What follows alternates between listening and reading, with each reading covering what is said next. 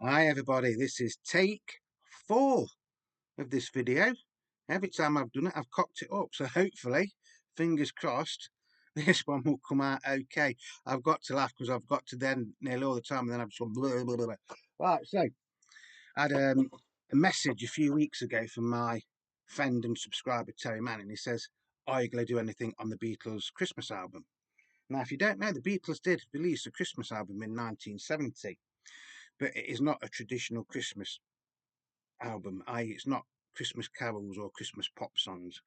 It's a collection of their fan club only flexi discs that were released to members of the fan club in the UK and later on in America from 1963 to 1969. And it's actually called From Then to You. The UK version is anyway. So this is what it looks like. A very, very basic looking cover in a lot of ways. You get the name on the spine and everything.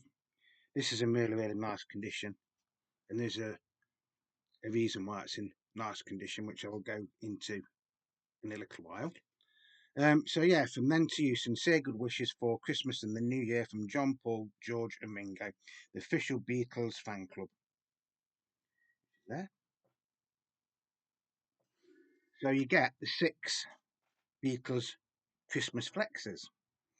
So on side 1 you get 1963, 1964, 1965, and 1966. Now they start off with, Happy Christmas, thanks for buying our records and things like that. 19, one from 1966, which finishes side 1, is Pantomime Everywhere It's Christmas, which is probably one of the most sort of like thought out ones that they did. Then on side 2 you get 1967, 1968, and 1969. Now on side 2, the outstanding one on that is the 1967 one, which has got Christmas Time Is Here Again and things like that on it. 1968 and 1969s aren't that good. I mean, none of them are absolutely fantastic, to be honest. They are just the Beatles messing about. They were mainly recorded at Dick James's office, and then a few of them were recorded at EMI. And I think the 1969 one was just edited together from uh, various interviews the Beatles had done throughout 1969. In fact, I think George just says hello on it or something like that, doesn't he? So this is it. Now, an original copy of this, you're talking 3 figures. The only way you could officially get a copy of this was if you was in the Beatles official fan club in 1970. Um, this looks so nice condition-wise because this is a reproduction or a counterfeit or a bootleg, whatever you want to call it. When I bought this, I knew exactly what I was buying, and I paid something stupid like £10, maybe £12 for it. Like I say, an original copy of this will cost you God knows how many more than that. Like I say, 3 figures. So this is on the Apple label, and the original ones were on Apple, by the way. You can get other reproductions, shall we say, that are on the Lintone label, and then there's other reproductions that don't even bother putting a label on them at all. So that is exactly how the original label did look on these. That's side 1, and then that is side 2. And this is actually a really, really nice heavyweight record. Bet you that it's not far from 180 gram, and I've had this for years and years and years. Um, is it essential to be in your collection? Well, only you can answer that, can't you? I'm glad I've got it in my collection. Whether I would say this is essential or not, I don't really know. I'll just say I would not pay a 3-figure sum for this record. Um, having said that, if you tried to get all of these original fan club singles, Christmas fan club singles, you'd be talking a small fortune anyway, especially if they're in the sleeves as well. So it's up to you, isn't it? You know, I'm not endorsed by anybody, or and you know, I'm just showing you what. Excuse me.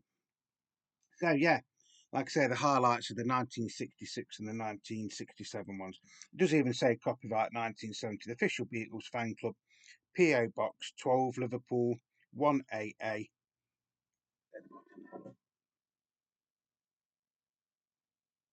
So don't buy this expecting to hear the Beatles singing Christmas songs. You don't. The closest you will get is "Christmas Time Is Here Again," which is a fantastic song. I know, isn't it? Christmas time is here again. Ain't been round since you know when. Now in America, you got it like this, or like that, depending on which way you want to look at it. I do think that was the original front cover, and then that is the back cover because it's got the track listing on. Again, you've got the exact same track listing. Uh, this is made out to look like it's some sort of promo because it does say not for sale just there. And again, this is a reproduction, fake, counterfeit, whatever you want to call it. I bought this at Easter about 2 years ago, and I can remember it because I did a video when I bought this at a local record fair.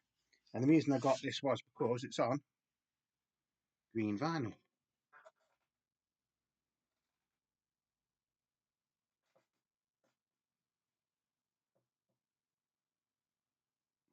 Like I said, don't play these and expect to be hearing wonderful Christmas songs.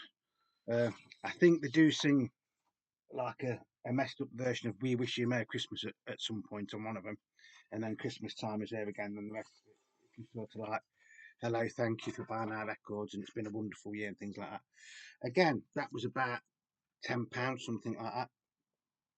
So if you ever find that one or that one on your travels, and you don't want to spend hundreds of pounds on these, I would just get these because, to be honest, you're only ever going to play these near Christmas, aren't you?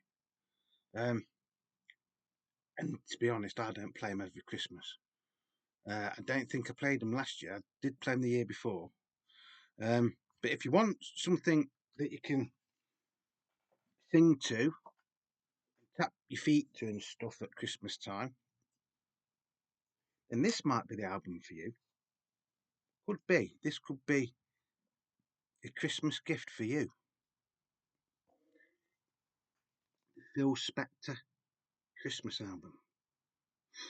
Now, this wasn't recorded especially for Apple. This album had already been released many, many years before. And this is Phil Spector with his wall of sound and his fantastic groups from the early to mid 60s doing renditions of Christmas songs like Santa Claus is Coming to Town and Rudolph the Red-Nosed Reindeer and things like that. And it is on Apple. And of course, Phil Spector at this time in 1973, I think this was released, had been working with George and John quite a bit, and obviously reproduced or overproduced, whichever way you want to look at it, the Beatles' Let It Be album. This was originally released in 1963. This is in really, really nice condition, to be honest. That is side two, and that is in side one. So you get its App Core 24, so it's mono, it's not a stereo record, even though it was produced in 1973. And if you want a Christmassy feel record, then this is the one for you. Uh, you can pick these up pretty cheap usually for between £10 and £15 for a decent copy. Um, so out of these lot, that is the one I play the most. I sometimes even play that when it's not Christmas, where these will only ever be played at Christmas, if ever. You see what I'm saying? You know, you can get that for tenner, say £10 to £15, and you'll play it at Christmas. You can get that as a reproduction for around probably about £20 right now. But they don't come with Apple label now. If you get one of these, uh, They usually come with a Lintone label because that is the company that used to do the flexi discs, or it's just a blank label. And then obviously this American one, you get this in all different colours and all sorts now. But that wasn't the end of it, was it, folks? Because then all the Beatles did solo Beatles Christmas singles. John was the first one with Happy Christmas War Is Over, which was released in 1971 in America, but didn't get released till 1972 in the UK. Then George did Ding Dong, Ding Dong, didn't he, in 1974. Then, so then we had Paul doing Wonderful Christmas Time in 1979. And then Mingo did I'm Santa Claus or something like that. I want to be Father Christmas, something like that. So they've all, played about with Christmas songs over the years, haven't they? In fact, didn't I think Ringo even did a Christmas album, didn't he? So yeah, just remember the Beatles ones are not them singing traditional Christmas songs. It's snippets of songs, sketches, jokes, mumblings, and things like that. It is interesting to have if you never heard them. Apple did release the Christmas singles as a box set a few years ago, and again they do go for stupid money, and I do mean stupid money. I would never buy them unless I found something really, really cheap, and I do mean cheap. I wouldn't buy them. The only one I'd be tempted to buy if I ever saw one is the original copy of that one. And again, it would have to be really, really cheap. You don't really need them. I think if you go on certain streaming devices, you can sometimes get these on them at certain times of the year. If you've never heard them, they are interesting to listen to, don't get me wrong. But the Beatles ones are just the Beatles being the Beatles, especially in the beginning. It's just, hey, up, thanks for buying my record, and we're going to be doing a movie next year and things like that. And then the later ones are not that good anyway, apart from 66 and 67. So that's it. Whatever you do, just remember Beatle Dave loves you. You are the beat of Beatle Dave. Without you, this channel won't exist. If you've liked this video, by the way, just remember it's only a little bit of fun. Leave me a thumbs up. That does help YouTube to promote the channel and other channels and get it across to other people. If you want to leave me a comment, by the way, has anybody out there in the UK got an original copy of this? In 40 years, actually it's nearly 50 years, it'll be 50 years next year, I've only ever seen one original copy of this out in the wild, and that was at a record fair many, many, many years ago, and I think he wanted something like £250 for that. And this is a nice shiny card sleeve. If you get the original one, it's not as thick as that. Yeah, it's if you've got the money to go out and buy them, by all means buy them. I'm quite happy with these reproductions. That's all I'm going to say on that. I'm just happy with the reproductions. So whatever you're doing, please stay safe. Lots more to come from the channel over the next few days, weeks and months. So keep them peeled, as Shaw Taylor used to say in the UK. So until the next time, cheerio everybody, stay safe, and remember, Beatle Day loves you. Bye.